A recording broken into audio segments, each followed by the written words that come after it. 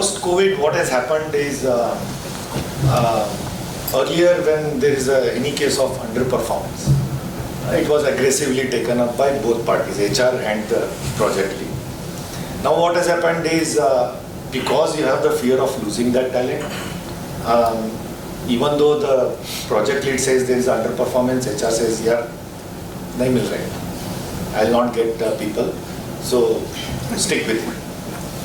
And slowly what has happened is now the project lead has said, यार मैं इधर HR के पास जाऊंगा, HR will say that नहीं मिलेगा, तो let me continue.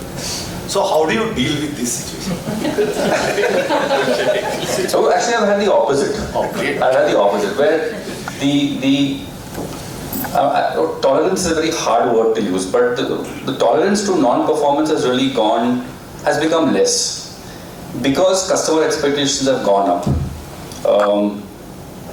And we all know that you are not going to get 100% ready-made person. It is not Maggie 2 minutes where you put the person 2 minutes when the person starts performing. If you get somebody who can even, in the interview, who even matches skills of 50%, please hire the person, if the person is trainable and learnable. So we've had instances where managers have come back and said this person is not performing. So we've had the opposite of what you're saying. And the tool that I mentioned where we track feedback and engagement and performance on a monthly basis actually provides a very, very important aspect of data for HR. Sometimes a manager may come back and say, you know what, last 3 months this person is not performing, put this person on a PIP. The first thing that the HR team will do, we will go to this platform, we will open the last 3 months of information, see what the score of that person is. If the manager has not been able to rate that person as a poor performer, HR will go back and say, sorry.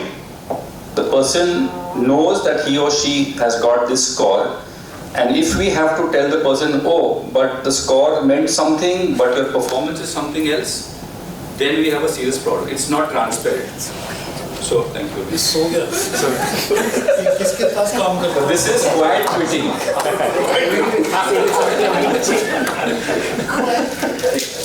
Yeah, so Raghu, that's basically it. I mean, you have to have data to back it up. हो गया.